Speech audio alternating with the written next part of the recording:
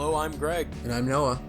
And this is Dish Talk, Episode 9, Wash It Again, Indiana Jones. Raiders of the Lost Ark, yeah? Yeah. Sorry. It's pretty self-explanatory. Fuck you. Alright, let's get right into this. Sounds good.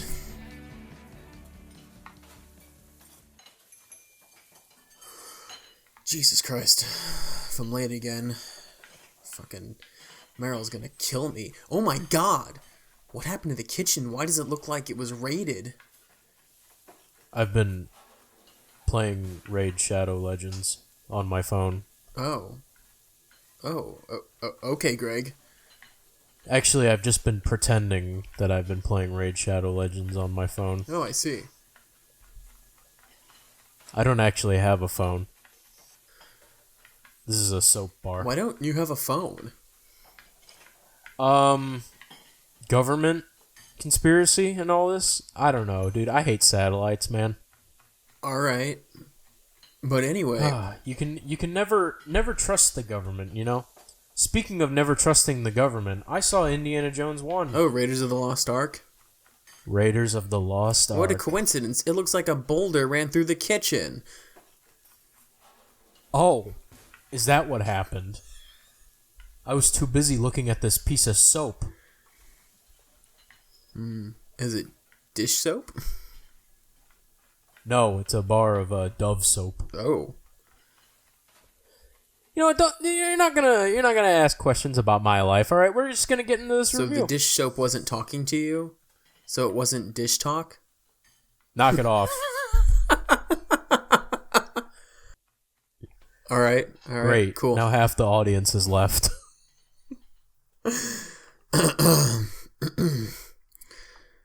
Anyway,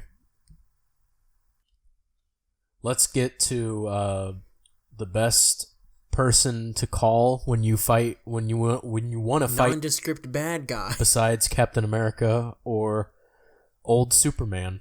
Steve McQueen? No, Harrison Ford. Oh, right. Indiana Jones. Yeah, Indiana Jones. You know, the introduction, like the entirety of Indiana Jones, is like it's so bizarre now. Mm-hmm. Like now that I've experienced all this like different intake of media and different kinds of movies that experiment in different areas, and then you come back to something that's like literally it's like it's basic by today's values, but that's because it started so many trends and tropes. It's hard to watch nowadays. Actually, I found myself when I was watching Indiana Jones again. It was really hard to pay attention actually, because like I kept going like, oh, and then this is gonna happen. Then this is going to happen. Then this is going to happen. And I don't think it was because I've seen the movie so many times. I just think it's because I've seen it happen in so many other movies. This is definitely a film that's been affected by time. I mean, the intro is still pretty good. How he's covered in shadow. You don't see him very much until the reveal finally happens. The eerie, mysterious intro. Mm-hmm. Yeah. It's like he's being a mysterious figure. He's being quiet. He's silently like touching shit, and then all of a sudden he's like magically knows what's going on. Can I just say? And you're just like, God, this guy's so cool. Indiana Jones is the worst person ever in hiring help. Oh yeah. You don't want him part of your HR department. No, you don't even want him to look at applications. He just doesn't know what he's looking for. See him right here. He said he would overthrow the company. That's a good thing. No, it's not Indy. Indy, no. Don't hire that person, dude. Don't hire the guy who looks really shifty like he would kill you in your sleep. Yeah, like in that. So, like in the intro scene where the guy betrays him. Yeah. Indiana Jones had a gun on him. Couldn't he have just shot him? Like when he was trying to like steal the idol. Also, fucking the traps in the intro temple, those are pretty advanced. I mean, kind of. I mean, how does the light trap work? I don't know. Greg, you're talking to a film studies major. I'm just saying, I don't think the whatever culture this has mastered a laser sensor. I don't think they have mastered that technology. That's fair. And like there has to be like some sort of piston that pushes the metal spears out and then retracts them, and then the mechanism that makes the entire place fall apart, that's pretty advanced. What the hell? It's just built on one stone, and when you pull that one stone out, the building just collapses. Dun, dun, dun, dun, dun. This is a movie where if you nitpick it, it doesn't... I don't know, if you're one of those people who love CinemaSins, you're probably gonna hate this movie. And if you like CinemaSins, stop watching now and go kill yourself. Oh. Yeah, I'd agree with that. But fucking hell. I just went into this movie and I completely realized how much I glossed over that kind of stuff in the back. It's not meant to really be looked into too hard, which is why I think a lot of critics gave Kingdom of the Crystal Skull a pass. I actually gave Kingdom of the Crystal Skull a pass. I don't mind that movie. It's fine. It's just that the ending, I think the ending was so bad that it kind of ruined the rest of the movie. I guess that's fair. And I guess not a lot of people really like the idea of Indiana Jones investigating aliens. Maybe that was a little bit too much for some people. I didn't mind it too much. We already had I just kind of minded how ridiculous it looked at the end. Just be happy they weren't Gungans, Greg. Dude, they might as well have been fucking Gungans. Can you imagine if Jar Jar Binks came out? Fucking Steven Spielberg is just sitting in his director's chair, half asleep. And then all of a sudden he shoots up, "Get George on the phone." "Steve, we're in the middle of filming Indiana Jones 4. Get him on the phone. I need to ask him something." They were doing this together, I mean... Yeah, the Raiders of the Lost Ark they did together, right? Yeah.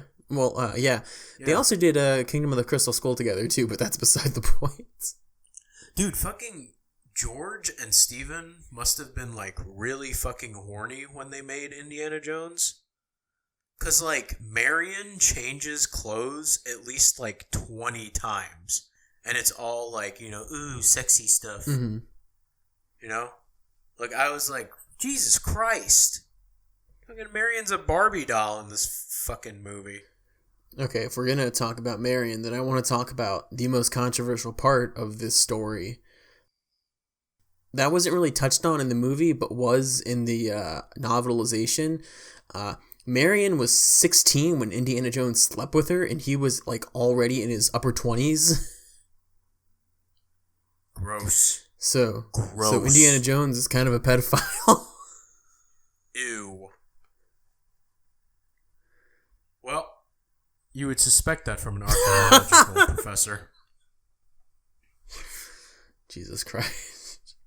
Anyway, back to the intro of this movie. We get the temple of particularly advanced traps, and afterwards we're introduced to Belloc, the evil French Indiana Jones. Can we, like, applaud them for finding someone who has one of the most punchable faces in history? He looks like he reminds me of a rat, a French fucking rat. Yeah, Belloc is extremely resourceful in this movie. I'll give him that. Like, he always seems to be Well, he is always one step ahead of Indiana Jones up until the end of the movie. Or, like, the midsection of the movie, that is. And, that's kind of, like, something that all of the villains in this movie kind of are. They're, like, magically one step ahead of Indiana Jones in some places. Or rather conveniently, too. Because, like, Belloc just happens to speak this really, like, obscure language where you go... Fucking, they understand what he means. Oh, that means kill Dr. Jones. That means run after this dude and kill him. Yeah, you're just not meant to really think a whole lot about this movie. No, I mean, like, if I remember every time I watched Indiana Jones, I was just fucking dumb as hell. I, like, turn my brain off and I just go, ha ha ha. I like music. John Williams score go burr. John Williams score go burr. Oh, and then we get this random character that we never see in any of the other movies, Jacques. And it's like, I don't know, I always felt a little weird about that. Because, like, Indy and Jacques talk to each other for, like, an actual scene. Like, one scene. But, like, the dialogue between the two are, like, a little friendly, a little too friendly, not really professional in any way. So it's like, maybe Indy just, like, asked him if he could do this for him. Oh, that's just my pet snake, Reggie! I hate snakes, Jacques! I hate them! Indiana Jones is a history of one-off characters that never show up back again. Yeah, then you get characters like Brody and Solomon, who come back no matter what. They're dope as hell. I don't really like Brody as much as I like Solomon. That's fair. Solomon is actually smart and useful. Dude, he beats the fuck out of whoever he wants. And, like, Marcus Brody is an idiot. A hard-working man. Yes. Brody's some twink professor. He gets lost in his own museum. Dude, I bet Brody is an English professor. I bet he is. $5. I teach poetry. Hold on, let me look it up. Let me look it up. No, I think he's actually another archaeologist, actually. That would make sense. He's an academic curator. That's all he does. Is that it? Yes. Wow. He has, like, no real job at the university, then. We just lost everyone who's an academic curator. The 5 people in the world who are academic curators. I'm so sorry. He also, like, he curates a museum, too, so he does some stuff. So, yeah, that's my question about the Indiana Jones universe. Is the museum a part of the university? It's plausible. And if so, what university is this? I don't know. The university I went to had a very, very small museum. In fact, it was in the basement of our library. Bro, my fucking university has just a fucking art gallery. You know what? Next time, shitty half-ass art. I'll take you to the one I go to. Or I went to. I graduated. It's fine. It's not fine. It's fine. I'm not past my peak. It's fine. Anyway. Jesus. Yeah, but the scene comes up with Indiana Jones. He's lecturing some students. Haha, Indiana Jones can't spell. Haha. And he comes off as this kind of like cool nerd dude, but like he's murdered people. He's killed people in cold blood. I think it's kind of funny that he seems off-put by like his female students who are trying to make advances, but yet he slept with a 16-year-old. Yeah, he fucking destroys puss on the regular. And evidently he doesn't care about what your age is, so. Oh, we're gonna go down. Oh my god. We're going down. And then, like, So, Indiana Jones meets the government dudes, the douchebag government dudes, who the fat one kind of comes off as like a jock kind of guy, you know, because he's like talking about all stupid shit. I don't care. He thinks like Indiana Jones is crazy. Like the body language he's giving off is kind of like, yeah, this guy's fucking cuckoo. And then the other guy, I can't remember who this guy reminds me of, but like, it's the guy who plays C-3PO. Oh, I heard he's a real dick. I can't think of his name though.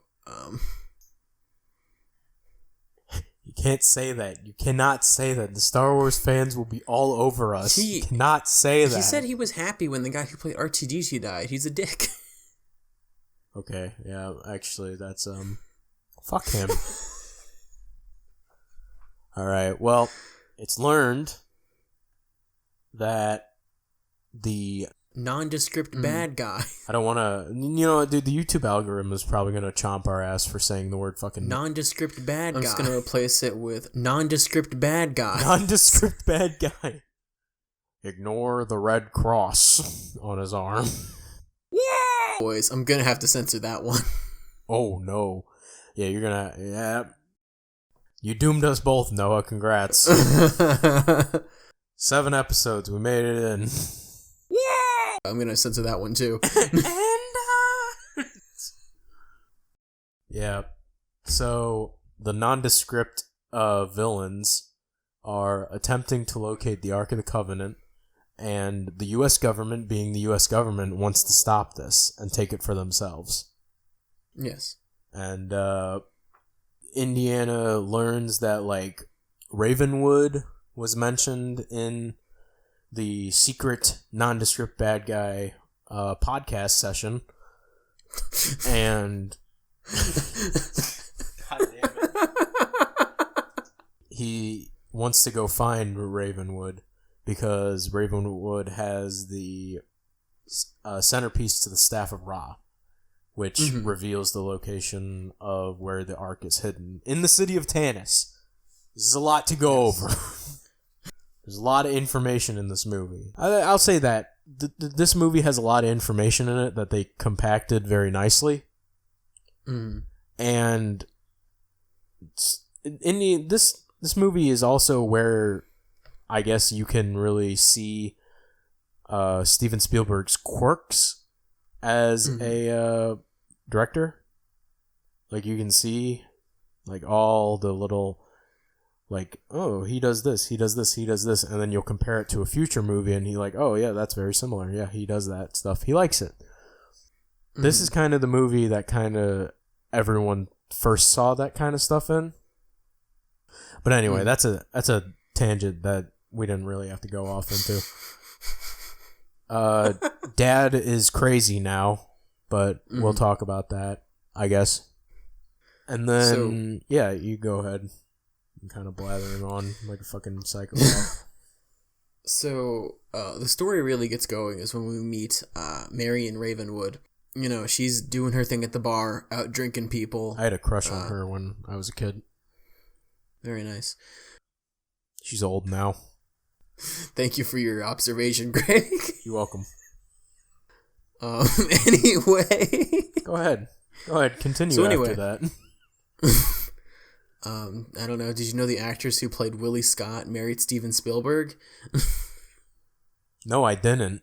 Anyway, so Indiana Jones re-meets her. They obviously have some sort of past, which we went over before. Yeah, by the way, that scene, Marion goes from piss drunk to sober in a few seconds.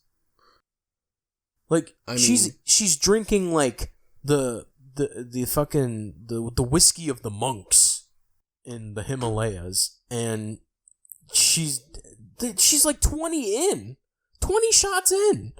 Like, I can barely do fucking 8 shots of vodka without, being fuck, God. Like, Marion is a tiny, frail woman. I mean, She's a wino, Greg, and she runs a bar. I imagine she's drinking a lot. Still, this is freaking astounding. You build up a tolerance when you own a bar, I assume. Alright, fine. But if you're getting drunk all the time at your own bar, you're not making any money. I'm just saying. That's why the drinks are double price. Those poor Asians. I don't have any money. I just want to drink. Yeah? Well, you're going to pay me double what you owe. Anyway. She's obviously pissed at seeing him for various reasons. Statutory. And yeah. They have an argument. He talks about how he knew her father. And then we get the bad guy showing up again. The nondescript bad guys. Who, by the way, the introduction of the balding one, like the guy in the black suit, I have no idea what that guy's name is. I don't know any of the villains' names besides Belloc. Because I don't think they mention their names in the movie. There's Belloc, there's the secret Gestapo guy, or secret bad agent dude, and then there's the general. That's it. And of course, they show up and they be evil for the sake of being evil. Like, they start torturing Marion, and like he brings like a hot metal rod up to her, and like I assume he's gonna put it in her mouth or something. What the fuck? You're trying to get information out of this person. You're gonna damage their ability to speak. Yeah, people don't realize that torture is a horrible way of getting information from people because it's extremely unreliable. Well, I wouldn't say damaging parts that the body doesn't need to communicate is a bad idea. But definitely shoving a hot metal rod in someone's mouth might limit their ability to tell you things. Anyway. This is why they lost the war. And I also wanted to say that the introduction of the guy in the black suit, there's like steam coming off of his hat from the snow, and like I thought that was such a cool effect to me. I really love that effect because it's like he kind of looks like the devil, you know. There's like some symbolism there. There's a lot of symbolism in this movie. Like, I don't know, we'll get into some of the symbolism later. I don't want to jump ahead and everything. Also, we didn't do a spoiler-free review of Indiana Jones because if you haven't seen a movie that's like fucking 40 years old, what the hell are you doing? That's fair. I mean, come on, people. You haven't seen Indiana Jones? Are you like living under a rock? Probably don't care at this point. Cave people? Yeah. And, so they have the bar fight. Fire doesn't work like that, by the way. But, again, suspended disbelief because it's Indiana Jones, and you need to have that kind of thing in order to enjoy the movie. But the bar fight is, like, super one-sided, because Indiana Jones kills, like, 5 dudes with fully automatic MP5s. No, wait, they're not MP5s. Shit. I played Call of Duty World at War. Gross. What are those guns? Whatever. They're German submachine guns. MP40. I think, actually. I'm not 100% sure. Anyway, just in case I'm right, moving on. And burns down her bar, and Marion goes, "I'm your goddamn partner!" Yeah, all Marion-like. Marion being Marion. And, like... Oh, and we glossed over an important part. Black suit evil dude, nondescript villain, burns his hand on the headpiece to the Staff of Ra, which is something that comes into play later. Also, why does he look eternally sweaty? Like, Always, forever. Maybe he's just constantly pissed off about his stutter. Like, I assume in German society you would have probably been looked down upon if you had a fucking stutter. Especially since some of the consonants in the words they use repeat. So, what was that word? What? Excuse me? Fucking hell. Yeah. And then, I would you say the next sequence is the most popular sequence in this movie? Possibly. Like the market fight. I don't know. The intro is iconic. It's been recreated in I don't know how many things in the world. Yeah, but I've seen way more videos about the market fight than I have probably any other scene in the entire Indiana Jones franchise. Mm-hmm. Like, I think there's maybe 5 videos on Temple of Doom altogether. There's maybe 20 videos on Last Crusade. There's like 50 videos on this one scene alone. Don't know why. I think it's kind of funny because of like out of all the movies, I prefer Last Crusade the most. Oh, I do too. Speaking of which, I've developed a new theory on media, and this is called the sequel syndrome theory. Okay. So typically, the first movie is good. It's a good movie. Second movie is the worst movie. The third movie is the greatest. Okay. And we see a lot of that with Steven Spielberg movies. We don't see that with George Lucas movies, though. Are you telling me Revenge of the Sith isn't the greatest movie ever made? Revenge of the Sith is the greatest movie ever made. Oh, God, no. I was joking. No, Empire Strikes Back is the best Star Wars. Revenge of the Sith is a good second. As we know, Last Jedi is the best Star Wars movie. We're not getting into this. Anyway. We're not getting into this fight. Not in front of the kids.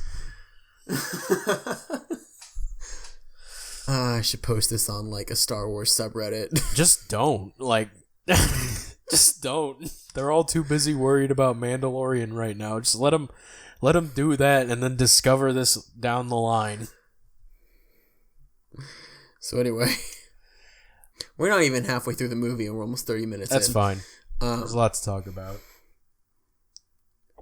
I guess. I try to keep these under an hour. But we get Marion's death. Marion's death is a red herring, as we'll discover later. Mm-hmm.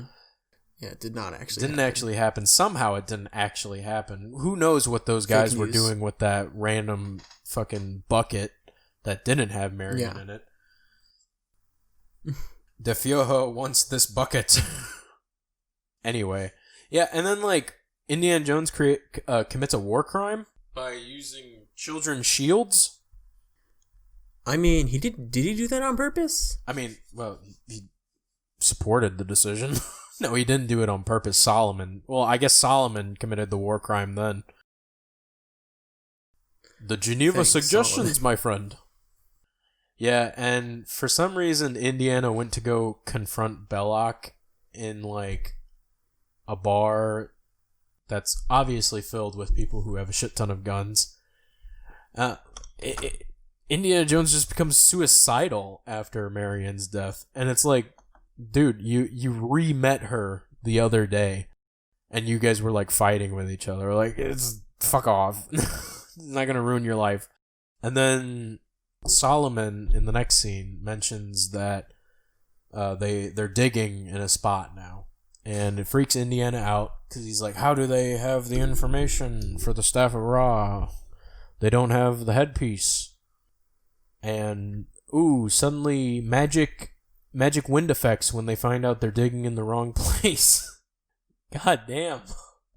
Like, I'll give the thematics like credit where credit's due, but Jesus Christ. That's just what the Hebrews thought. That's my favorite line in this entire movie. I love memeing the hell out of that line. So I have a confession when it comes to Indiana Jones. Okay. I think these movies are great to watch seriously all the way through once, and then after that, they're perfect background movies. Yeah, I don't really know what to compare Indiana Jones to, because it's like the story. Well, I mean, I already went through all this in the beginning of this video. I don't have to go back into it. It's a movie that's great to catch on cable. Yeah, if you have nothing to do on a Saturday morning. Huh? Raiders of the Lost Ark is on. Oh, nice. Okay. Check back in while you're not on your phone. Oh, he shot that guy. Okay, good. Tweet. Yeah, and then somehow Indiana Jones is snuck into the camp. I don't know if the soldiers were told to look out for a guy who looks like Indiana Jones, but the security of this camp is very poor. Because happens. Yeah, Solomon has a rope leading into the map room, and he gets caught. And then,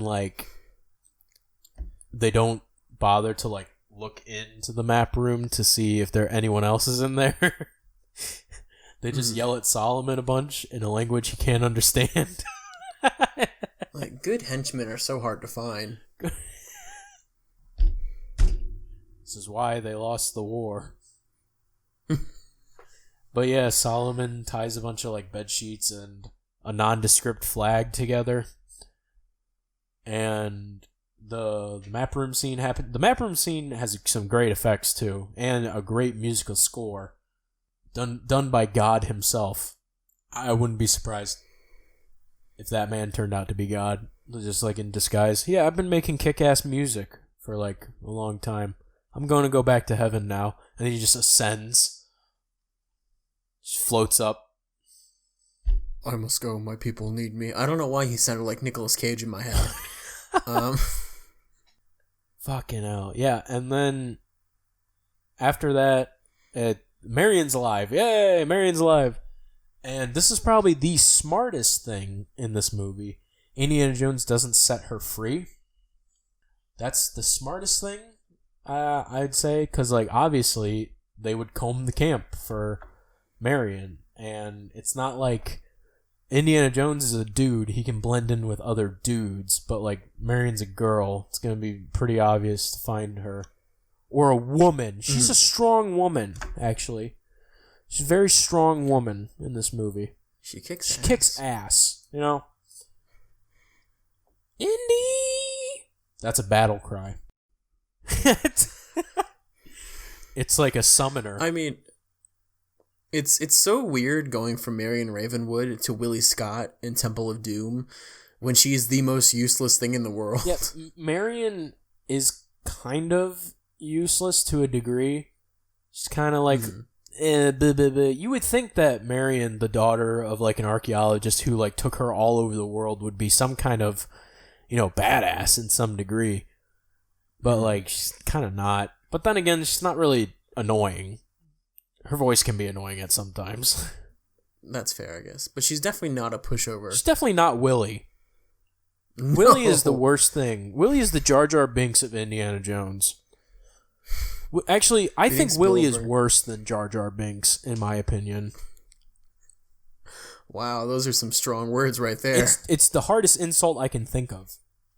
That is definitely going on the Star Wars subreddit. Go for it. You know what? Go ahead. Invite them. Invite them in their sweat.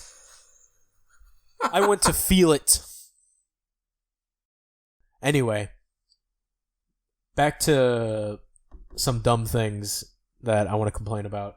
So, Indy goes to the dig site with a nondescript amount of people, and it's none of the nondescript soldiers notice that they go up to this area, and they're like, "Oh, what are they doing? What are they doing? What are you doing up there? You're not supposed to be up there."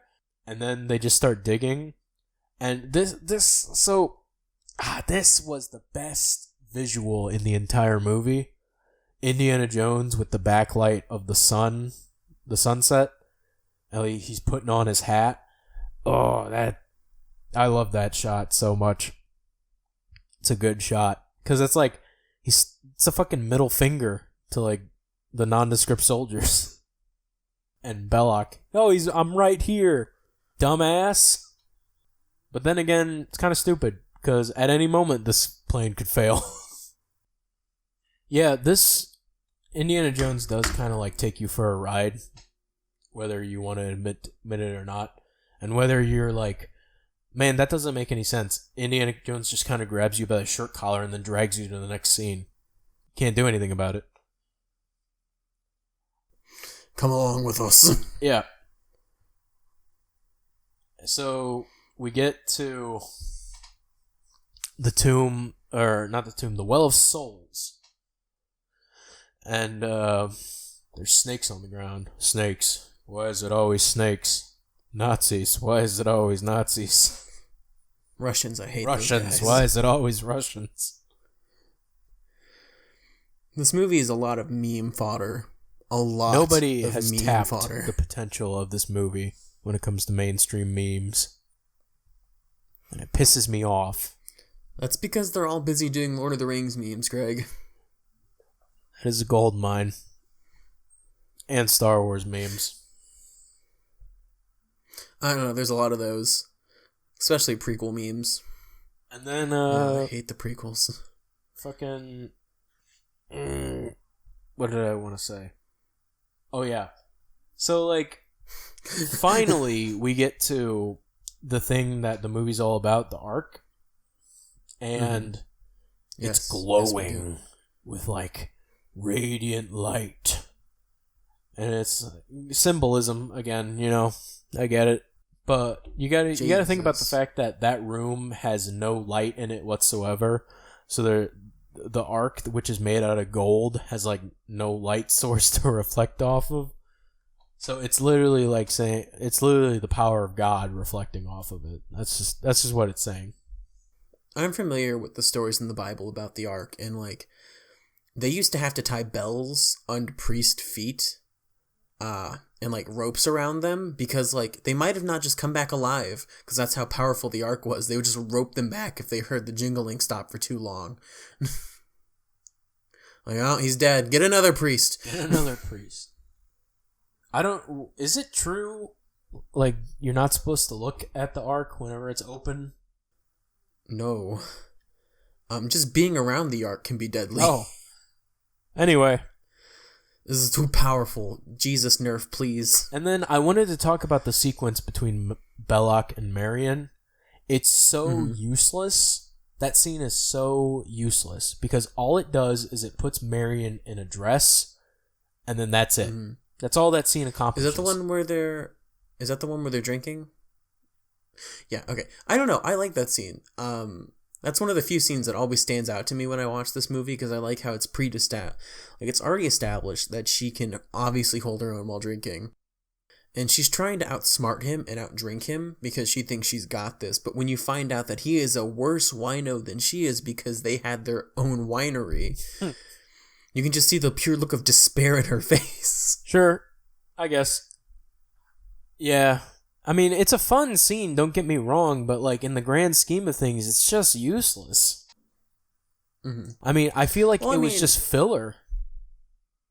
A lot of people have said, I don't know how many times, that you could take Indiana Jones out of these movies and they would end exactly the same almost. I mean, well, yeah. I guess. Is that for all of them? Let's see. Definitely with Raiders, not the Nazis Crusade. I don't know. The Nazis probably would have never found the right cup. Well, they had enough people for trial and error. Yeah, but when they ever tried to bring it across the ledge, they all would have died anyway. Oh, yeah, I guess. And then with Temple of Doom. No, wait, I think he did make a difference in that one. Because he brought back the idol. Yeah. He brought back the idol, he saved the children. So that one he is the most hands-on, and for some reason it is the least liked Indiana Jones movies, besides Kingdom of the Crystal Skulls. Yeah, I'm still so bizarre about why people hate Crystal Skull so much. Maybe I'd have to rewatch it or something. Maybe I missed something. Here's what I don't like about the movie, and it's pretty short. Mac is horrible. Yeah. Pretty bad character. Some of the dialogue choices are kind of weird. And besides that, I don't really dislike a lot of this movie. The ending was pretty a lot bad. of that movie. I guess that's very fair. Unsatisfactory. All right, so we'll get to fucking Indiana Jones. Like when he like rocks the Anubis statue back and forth. How did he do that? Indy is strong as fuck. He's not fast as fuck. He's strong as fuck. That thing weighs tons, and he is rocking it like a fucking baby in a crib. I just think of like the Monty Python quote where it's like, it's only a model. It's only a model. All right. I'm gonna get done with the nitpicking, but they go to the next room. The Well of Souls is full of dead people. Ooh, who knew? Who would have thought? Who knew? Marion gets spooked. Marion spook scream, and then probably my favorite scene in this movie is the plane fight. The fight that Indiana Jones has with the plane crew. Which, by the way, that plane isn't real. It's never existed, but it is based off of a design that the Germans had for a bomber, which I felt was interesting because I play War Thunder and I recognized it a little bit, and I was like, that kind of looks like the Ho-28. No, that's not you're talking about the fight with the heavy, right? Yeah. Okay. The big German dude. Yeah, the heavy. Precision German engineering. He is what he is. He is the heavy. And it's just some random dude to get into a fist fight with. Yeah. Indiana Jones gets his ass laid out. And then, like, for some reason, Marion gets trapped in the cockpit. Fucking... Yeah. How? You don't know how to press a clip? And then Indiana Jones tries to get her out. He's like, it's not working. And then he shoots it. And then guess what? The bullets don't do any visible damage to it. And then he fires the gun and then he lifts it up. And that's it. It's like the noise scared the mechanism into opening. Oh, jeez. Oh, God, I better open for Mr. Jones. Jesus Christ. He might miss again. When you said that, all I can think of was Short Round when he said, "Okie dokie, Dr. Jones, hold on to your potato." That plane was the progenitor of Short Round. Speaking of Short Round, whatever happened to Short Round? His dad died. Short Round is a child going on adventures with Indiana Jones. He's probably dead. Anyway. Unfortunately. Now, the symbolism continues because the truck chase, Indiana Jones is riding a white horse. Yes. It's a little on the nose, don't you think? Mm-hmm. And everyone who's going to think that I don't like this movie or I'm like being a little nitpicky, I actually really like Indiana Jones. It's a fun movie. Very fun movie. It's just, come on. It's a great Sunday movie. Yeah, this is like, I don't know. But I realized something about this. There are voiceovers in this movie. There are? Yeah. So like the one scene where Marion, Solomon, and Indy are like watching the truck leave the camp. They're talking to each other and their words don't match their lip movement perfectly or like very much. And Solomon, I don't think Solomon moves his mouth at all whenever he says his line or says, quote unquote. And not only that, but the dialogue is coming through strangely clear. Like, it's more clear than it would from a boom mic. There might have been AVR, what is it? Fuck. I don't know, you're the media studies major. I know. Tell me, dickhead, what is it?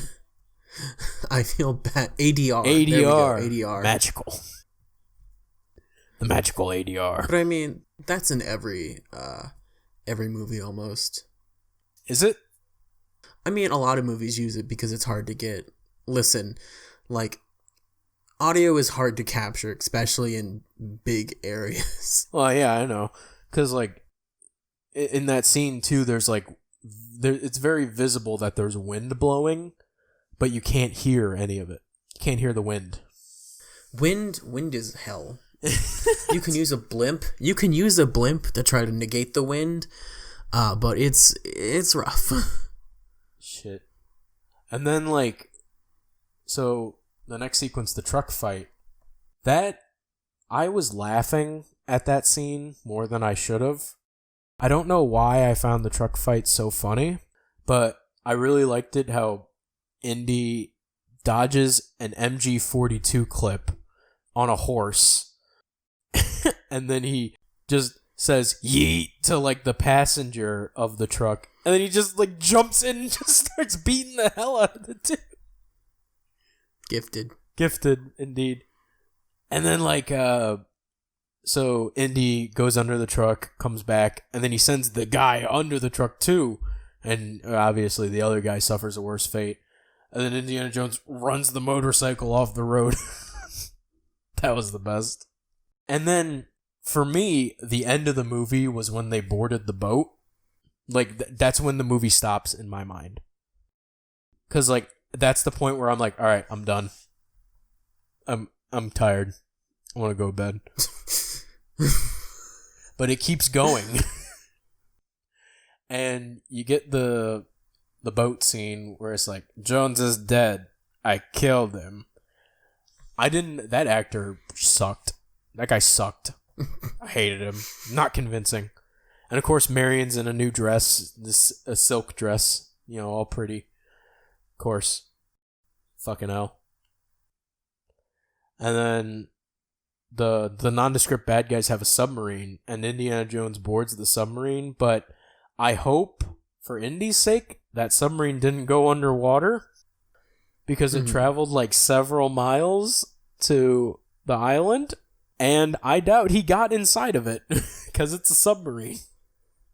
You just can't get inside of a submarine like that. And then we get to the sequence where we get Jones threatening to blow up the Ark. And that's where Indy's real personality comes out. Like, his curiosity overshines his logic, where he surrenders to the nondescript bad guys. Just because he's so curious about what's inside of the Ark. And then somehow, Indy knows to close their eyes. And as you stated, there is no mention of not looking at the Ark when it's open. Indy just does it. And he tells Marion to close her eyes too. I think it has to deal with, like, I guess you're not supposed to directly look at God, although it's been a while since I've been to church. Well, there goes our southern viewers. Edit that out. Anyway. Yeah, continue, Noah. Yeah, I think you're not supposed to directly look at God, especially as a mortal. It's been a minute. Well, I don't know any of that stuff.